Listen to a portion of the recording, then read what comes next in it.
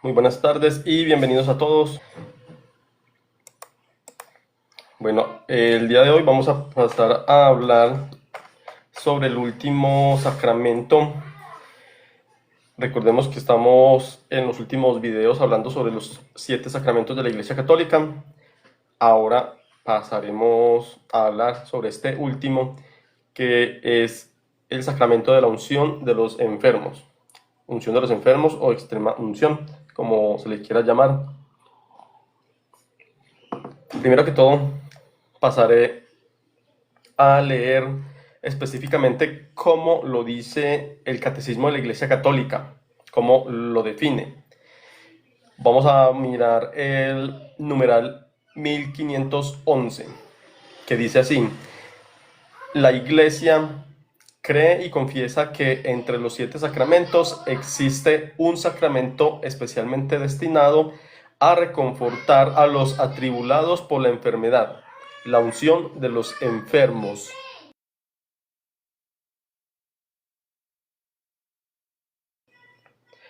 Esta unción santa de los enfermos fue instituida por Cristo nuestro Señor como un sacramento del Nuevo Testamento verdadero y propiamente dicho, insinuado por Marcos, en Marcos 6:13, y recomendado a los fieles y promulgado por Santiago, apóstol y hermano del Señor.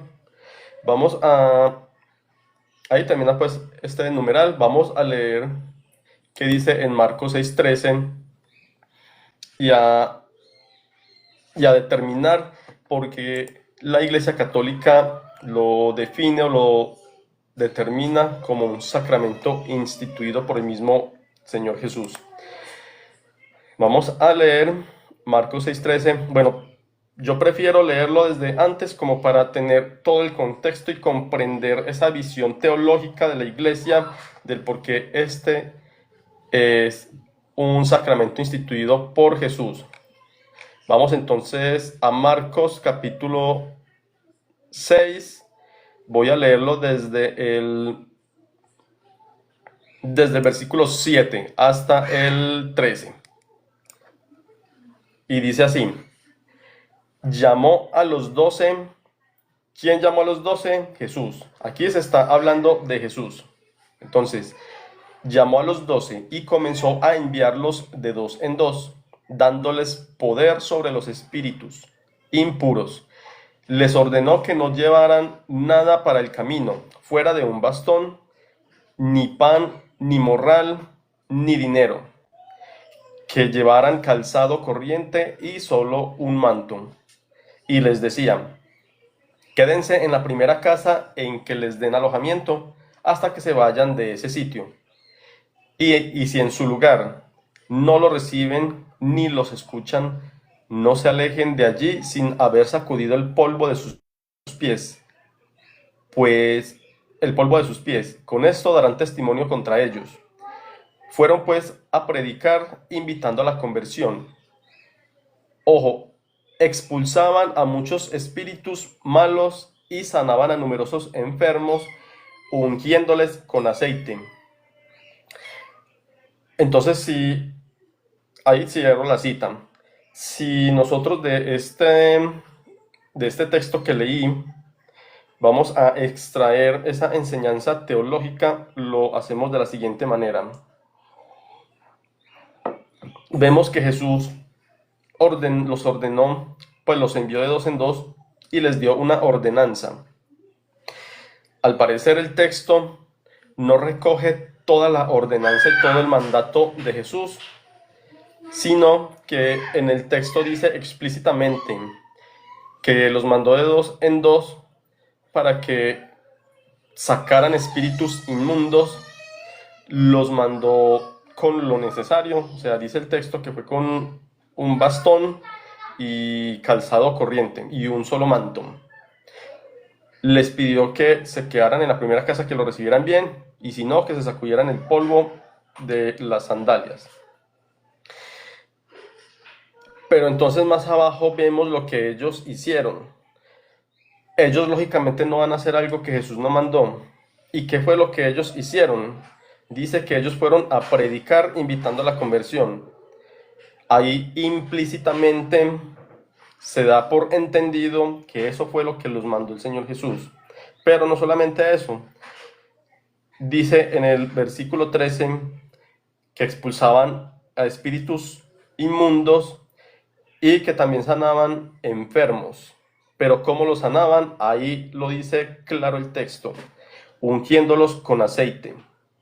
¿Eso qué quiere decir? Ahí se da a entender que eso que ellos estaban haciendo fue el mandato de Jesús. Por eso la Iglesia Católica de aquí, como leímos en el numeral 1511, si mal no estoy, ¿sí? En el numeral 1511 la Iglesia Católica dice que por eso este sacramento se considera instituido por el mismo Jesús, porque fue Jesús quien los mandó. Y ellos hacían esto que Jesús mandaba. Lo sanaba a los enfermos ungiéndolos con aceite. ¿Correcto? Entonces ya vimos de dónde salió entonces este sacramento. Ahora vamos a pasar a ver en resumidas cuentas todo lo que tiene que ver con dicho sacramento. Entonces, ya para entrar de fondo en el tema, podemos decir que, como ya se había dicho antes, este es uno de los 7 sacramentos de la Iglesia Católica, o sea, ¿para qué está diseñado? Para brindar una gracia especial. Este sacramento, justamente que se le llama así, unción de los enfermos, es para dar consuelo, para dar paz, para dar fortaleza. Fortaleza y consuelo a quienes, a esas personas que están enfermas, claro están. O sea, una persona cuando está enferma, voy a hacer un breve paréntesis, este sacramento se debe aplicar a esas personas que están en peligro de muerte o que están en cama por una enfermedad grave. Lógicamente esas personas, ¿qué es lo que esperan? Esperan un alivio, un consuelo. Y si son personas que ya están, digámoslo así, en las últimas, en su lecho de muerte, de algo que humanamente no pueden salirse, porque hay que tener presente que el hecho de que tengamos a nuestra disposición estos sacramentos no quiere decir que entonces la ayuda médica o la ayuda humana no va a servir. Claro que no. En ninguna parte del catecismo católico ni siquiera se infiere esto. Justamente es importante, necesitamos la medicina, pero lamentablemente no es, o sea, la ayuda médica y todo lo que tenemos a nuestra disposición, por lo menos hoy en día, no es suficiente para curarlo absolutamente todo. No es, digámoslo así, como que no hay una poción mágica para curar todas las enfermedades. Entonces, cuando una persona es consciente de que ya tiene algo, que definitivamente de eso no va a salir, esa persona ya sabe entonces que se llega su hora de muerte. Por lo tanto, esa persona lo que necesita es paz, necesita es tranquilidad, consuelo, porque ya sabe que no va a continuar entre nosotros. Necesita esa reconciliación con Dios y para eso está este sacramento y justamente para esas personas es que está diseñado. Entonces, este sacramento se le dice también extrema unción o últimos ritos. ¿Y últimos ritos por qué? Pues porque su propia palabra lo dice, porque ya sería pues lo último. El enfoque que actualmente se le ha dado viene del Concilio Vaticano II, que se centra en la curación y el consuelo, no solo en el momento de la muerte. ¿Por qué se centra en esto? Ya que, como lo dicen los mismos pasajes bíblicos, ahora más adelante vamos a leer unos donde se dice claramente cómo es que debe de ser el rito de la extrema unción. Como lo dicen los mismos pasajes, las personas eran curadas. Y durante los primeros siglos, creo que hasta hoy en día todavía hay algunos reportes de personas que efectivamente se han curado con este tipo de sacramento.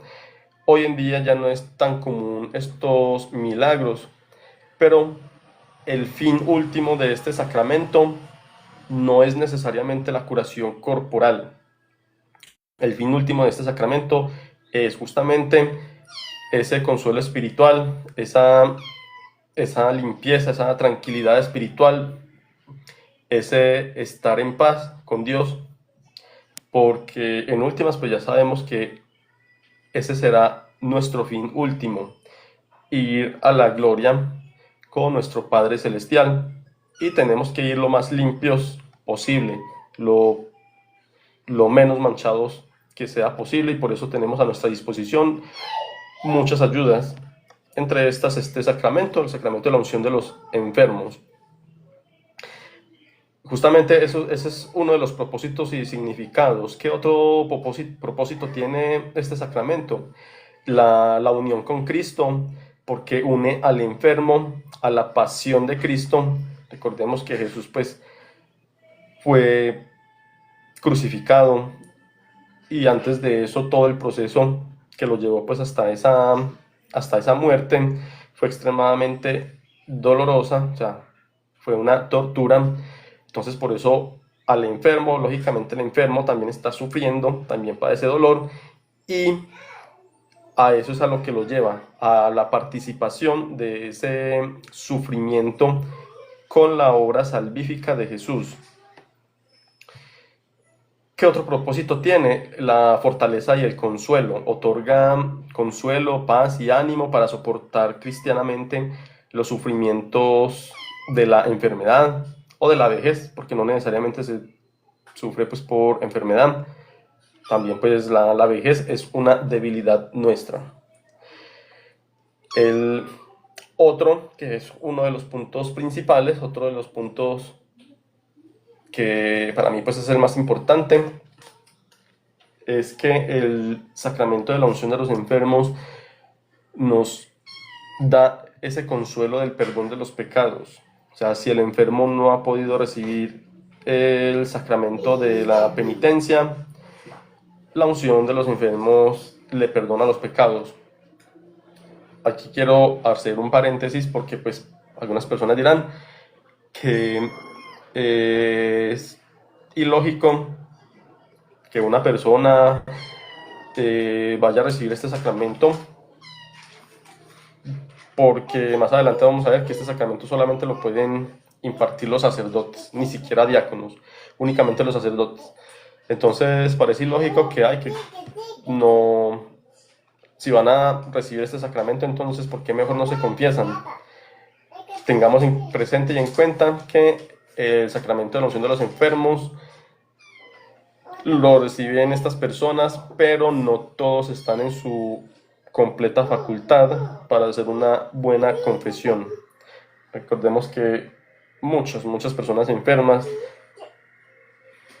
pierden, según su estado, pues, pierden su capacidad de habla, por lo tanto, pues, les impide confesar, o también quedan inconscientes. Entonces, lógicamente, no van a poder confesar nada.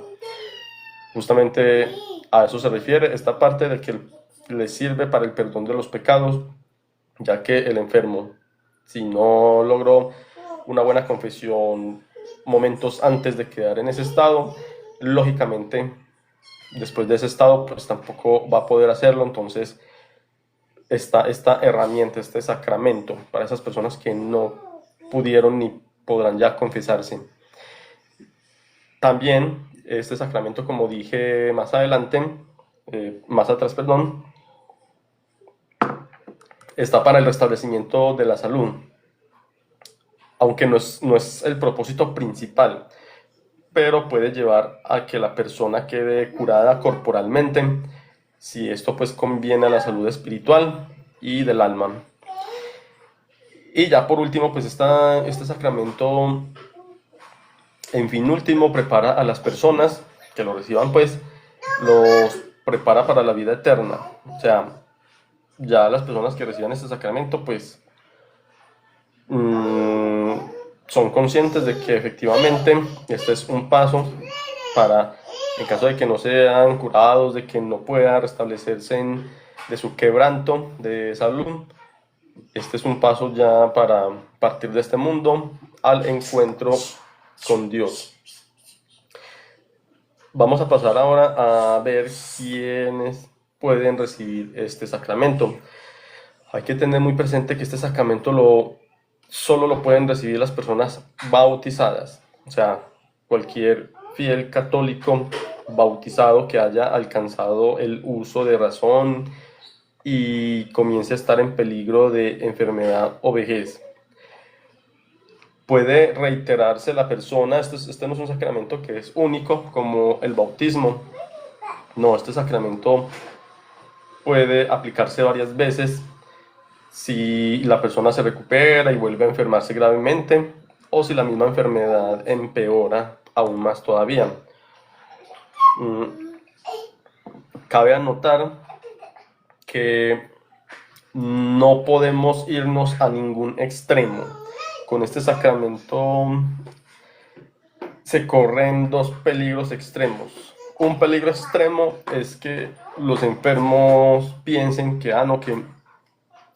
no están en las últimas, que van a salir de eso, o que no quieren recibir ese sacramento porque lo asocian con la muerte, erróneamente y equivocadamente lo asocian con la muerte, sin saber que antes este sacramento los está preparando es para la vida eterna, que ese es el último fin de todos. Todos vamos a irnos de este mundo no es nuestro fin, o sea, no es que nos vamos a quedar aquí para siempre. Absolutamente todos vamos a morir, todos vamos a partir de acá. Entonces, las personas asocian erróneamente este sacramento con que ya los están matando. No, eso no es así.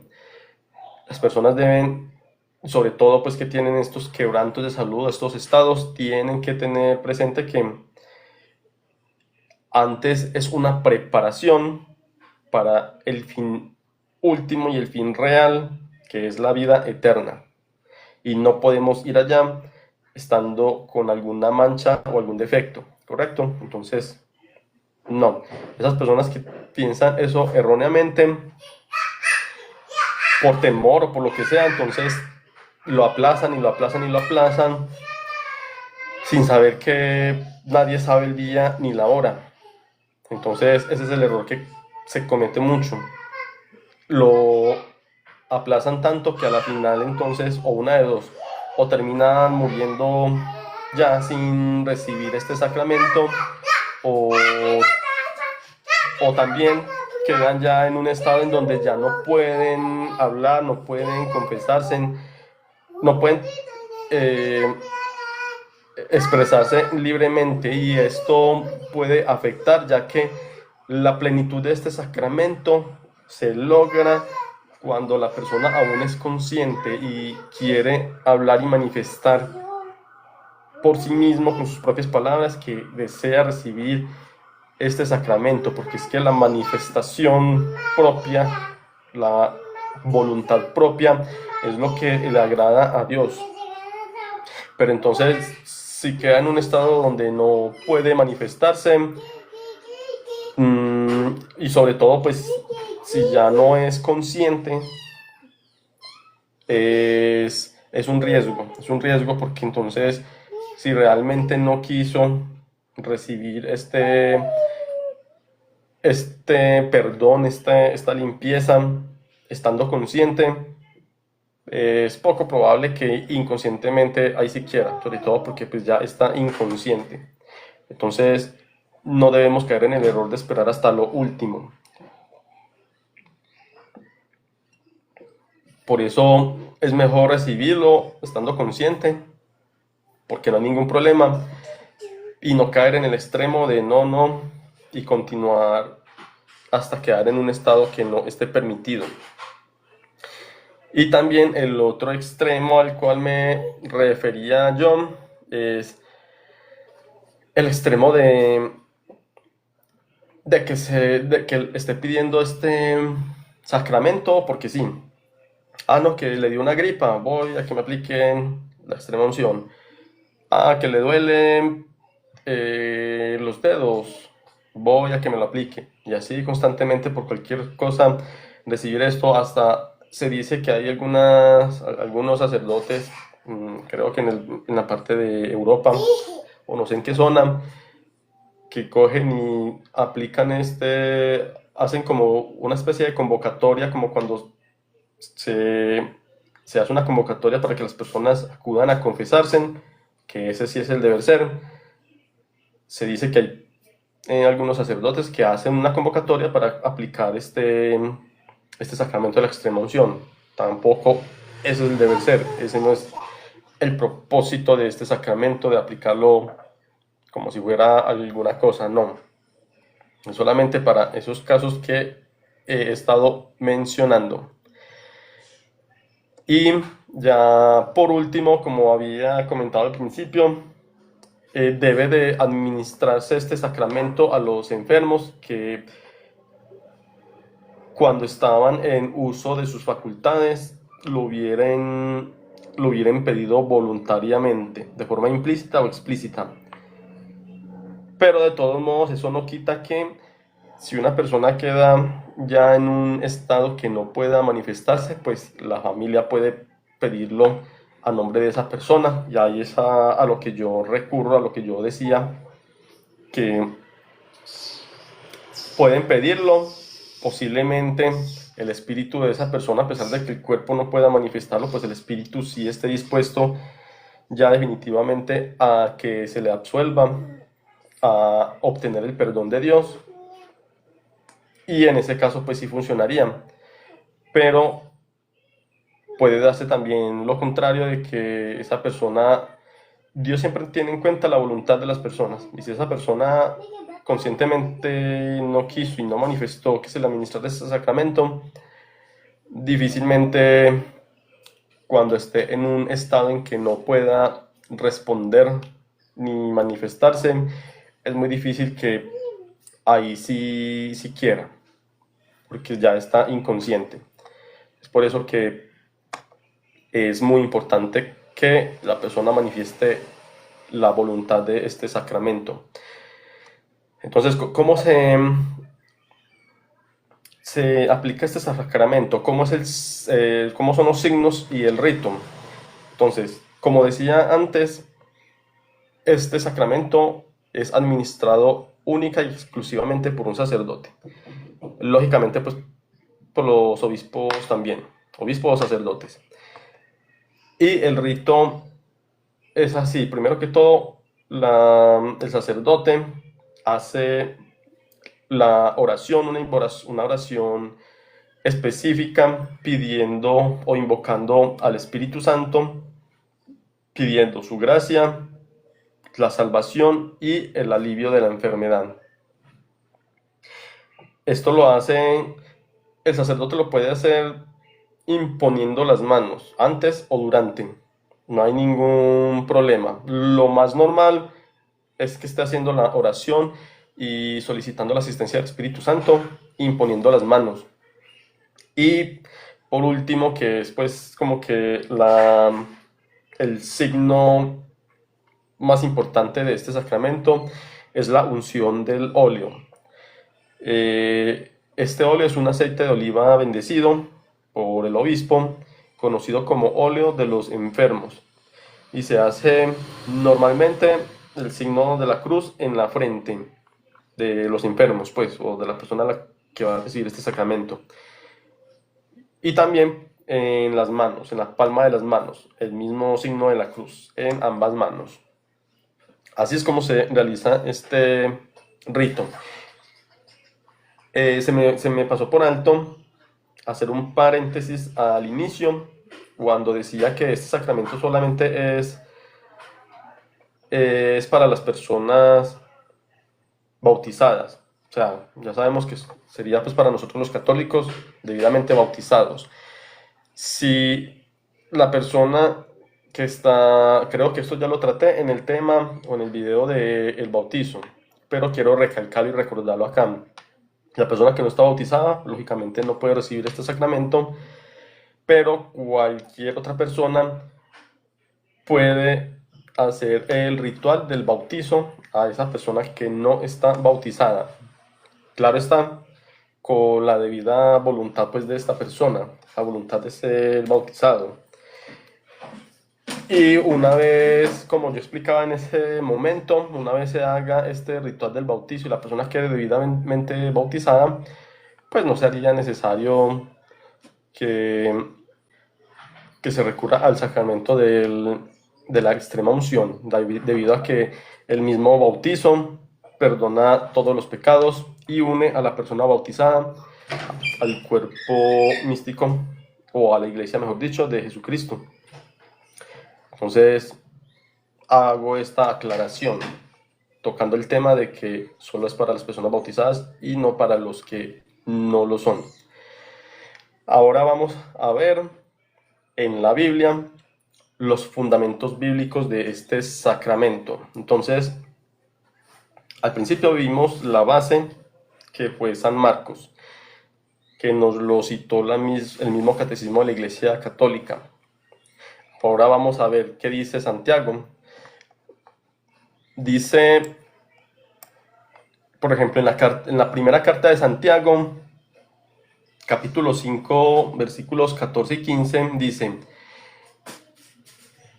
¿está enfermo alguno entre vosotros? Llame a los presbíteros de la iglesia y oren por él, ungiéndole con óleo en el nombre del Señor. Y la oración de la fe salvará al enfermo, y el Señor lo levantará, y si hubiera cometido pecados, le serán perdonados. Entonces, como dice el mismo texto, o sea, aquí está muy claramente bien explicado el sacramento de la unción a los enfermos. Aquí el mismo Santiago dice para quiénes son: para los enfermos, como dice el mismo sacramento, y explica cómo debe de ser. Explica que haciendo la oración, tal como les decía antes, explica que son los sacerdotes. Recordemos que desde ese tiempo, desde la época de Jesús, como he dicho antes, ya se estipuló esos tres rangos, que son el episcopado, o sea, los obispos, los presbíteros, o sea, los sacerdotes, y los diáconos. Están esos tres rangos. Lógicamente, para ser obispo, primero hay que ser sacerdote. Por lo tanto, por eso aquí Santiago dice: llame a los presbíteros. Ojo, si este sacramento lo hubiera podido realizar un diácono, hubiera dicho: llamen a los presbíteros o diáconos. Pero no, como la Iglesia Católica sí respeta lo que dice la Sagrada Escritura, entonces Santiago especificó que se llamaran los presbíteros, o sea, los sacerdotes. Entonces, únicamente pueden ser los sacerdotes. Así lo estipula la Iglesia Católica. Por eso lo hace así, porque lo dice el mismo Santiago: llamen a los presbíteros de la Iglesia. No dijo a los presbíteros y diáconos, sino llamen a los presbíteros, oren por él, ungiéndole con el óleo en el nombre del Señor, o sea, en el nombre de Jesús. Ahí, además de San Marcos, entonces está esta parte del Evangelio, perdón, de la primera carta de Santiago, especificando cómo es que se debe hacer este rito.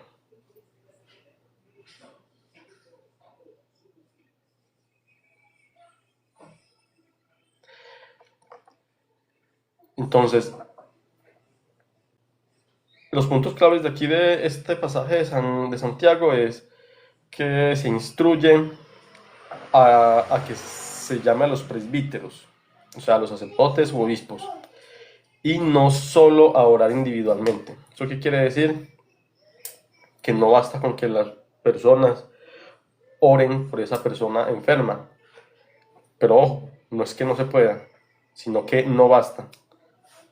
Por eso es que se considera un sacramento, porque se necesita a los presbíteros o sacerdotes para que hagan este rito, ya que solo lo pueden hacer ellos. Y como lo dice el mismo Santiago, incluye este rito una unción de óleo adicional a la oración de fe. Y como, ¿qué es lo que dice este texto? ¿Cuál es la promesa? La promesa incluye tanto la sanación física como la sanación espiritual. La sanación física está de forma muy clara y específica allí en donde dice el Señor lo levantará. Y la sanación espiritual, donde dice si hubiera cometido pecado le serán perdonados.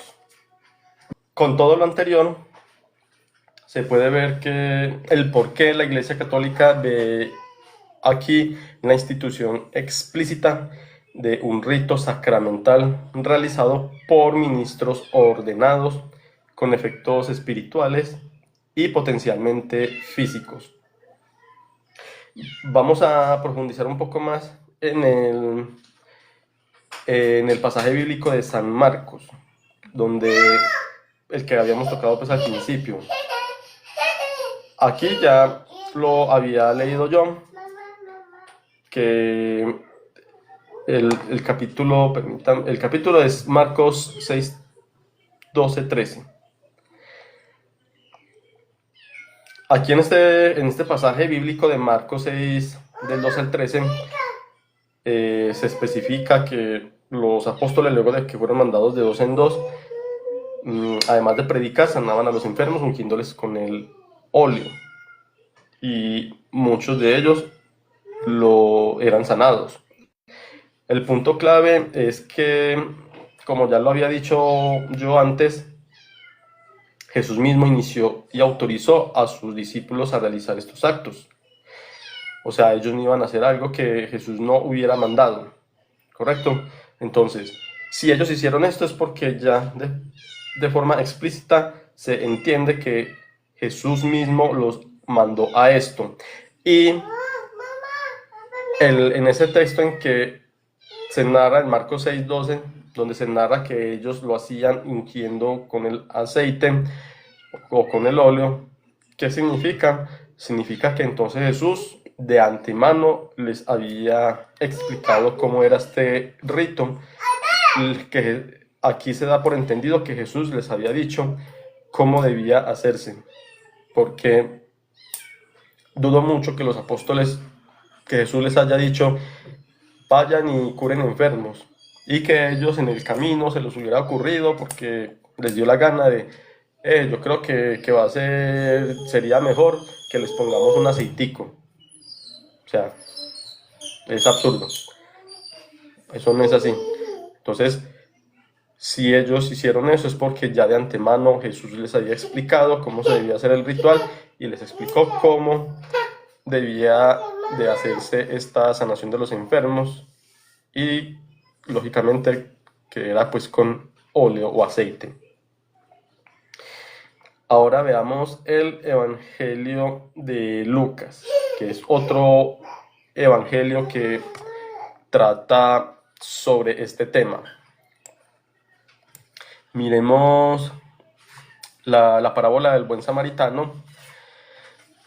En la parábola del buen samaritano, ahí cuando Jesús narraba dicha parábola, terminó diciendo en Lucas 10:34, y acercándose, vendó sus heridas, echando en ellas aceite y vino. ¿Correcto? Vemos acá entonces que Jesús hasta usa este sacramento o lo narra en una de sus parábolas, ahí en Lucas 10:34. ¿Qué quiere decir esto? Que el aceite era un remedio medicinal común en el mundo antiguo, y la Iglesia lo adopta como un signo sacramental que simboliza el cuidado curativo de Cristo a través de la Iglesia. Entonces, teniendo todo esto en cuenta, podemos hacer un breve resumen de la siguiente manera. O sea, estos pasajes no describen simplemente consejos médicos, no. Estos pasajes lo que describen es unas prácticas rituales que utilizan signos materiales, signos visibles del aceite y la imposición de manos. para conferir la gracia divina y el perdón de los pecados, lo que define la naturaleza de un sacramento. ¿Correcto? Esto es muy importante tenerlo en cuenta. El sacramento lo define según su gracia divina y sus símbolos o ritos. Por eso se determinó que el sacramento de la unción de los enfermos era en sí un sacramento instituido por el mismo Jesús. No solamente confiere la gracia divina y el perdón de los pecados, sino que también la sanación corporal y hasta la sanación espiritual. Mientras que algunas denominaciones, o sea, hay algunos, como los protestantes, las sectas protestantes practican la oración, solamente la oración por los enfermos. Alguna que otra, como hay tantos matices entre ellos mismos, algunos que otros utiliza también unciones, basados también en lo que dice Santiago, porque no se puede negar, Santiago fue extremadamente claro y explícito. La iglesia, la diferencia de ellos y nosotros, tanto la iglesia católica como también la iglesia ortodoxa, es que lo reconocemos oficialmente y formalmente como uno de los 7 sacramentos instituidos por Cristo y administrado por el sacerdote, el sacerdocio ordenado, no por el sacerdocio común de los fieles que somos cada uno de nosotros. Como lo dijo Santiago, debe de ser el sacerdote ordenado. Entonces, ya para finalizar, tengamos presente que con este último sacramento, el sacramento de la unción de los enfermos, ya finalizaría la breve explicación o inducción de cada uno de los sacramentos. En los días anteriores hemos estado hablando de cada uno de ellos. Ya con este sacramento del día de hoy terminaríamos de hablar sobre los 7 sacramentos y quiero dar una opinión, y es que definitivamente la Iglesia Católica, la Iglesia que instituyó el mismo Señor Jesús, su única y verdadera Iglesia, definitivamente es una iglesia de santos, una fábrica de santos. Una persona que ande plenamente en virtud o en pos del Evangelio, de la verdad, que siga cada uno de los mandatos de la Iglesia Católica, es muy difícil que se pierda. Por eso en el mismo catecismo de la Iglesia Católica se dice que fuera de la Iglesia no hay salvación. ¿Por qué? Porque contamos con un sinnúmero de herramientas, con muchas herramientas espirituales con las cuales podemos lograr la salvación. No solamente están los sacramentos, hay innumerables, muchas cosas. Por ejemplo, que estamos ya finalizando en la recta final del año de la misericordia. Recordemos que el año de la misericordia es que se le otorga a los fieles la indulgencia plenaria si van a visitar a una de las parroquias, que tenga conocimiento, dependiendo pues de la zona en donde estén. Hasta donde tengo entendido, son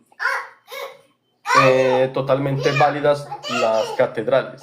Las catedrales de por sí son las válidas para lograr esa indulgencia plenaria, no solamente la Basílica de San Pedro o las catedrales allá en Roma.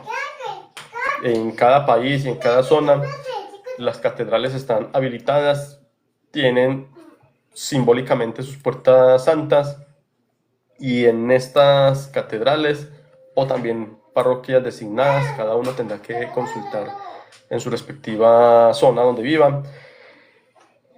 Estas que están habilitadas, cada uno de nosotros podemos ir. Recordemos cuáles son los principales requisitos: una buena confesión y acto de contrición, lógicamente, orar por las intenciones del Papa y de la Iglesia Católica. Por último, ir a la Eucaristía en esta catedral y recibir la comunión, lógicamente. Con estos requisitos, bueno, se me pasa por alto también hacer una obra de caridad. Hacer una obra de caridad, y todo esto debe de ser en pos a alcanzar esa indulgencia plenaria. Entonces vean que tenemos demasiadas herramientas para la salvación. Por eso Santa Brígida, si mal no estoy, y no solamente ella, sino varias santas místicas, decían que quienes más sufrían en el infierno, quienes eran peor tratados, eran los católicos. ¿Por qué? Porque un católico que se condena definitivamente es porque no quiso estar con Dios. Definitivamente no rechazó a Dios. No hay ninguna otra explicación, porque todas las herramientas las tenemos, todas. Los sectarios tienen partes de una verdad, pero no la tienen completa, no tienen herramientas. Por eso estos sectarios, estos místicos que veían a personas en el infierno, estos sectarios y otras personas que considerábamos demasiado malos, esos estaban en un nivel menos tortuoso que los fieles católicos, porque nosotros tenemos todas las herramientas, y si no somos salvos es porque definitivamente no queremos. Definitivamente es por culpa nuestra. Correcto. Entonces ya con esto finalizamos esta tanda de la introducción o explicación pues de cada uno de los sacramentos, y en una próxima ocasión estaremos ya tratando temas doctrinales sobre, por ejemplo, todas los contras que tienen las sectas protestantes contra la Iglesia Católica, y todo lo que se han venido desarrollando en temas doctrinales a través de la historia desde el primer siglo en nuestra Iglesia Católica. Todo esto lo estaremos tratando en videos futuros. Entonces, no siendo más, agradezco mucho su atención.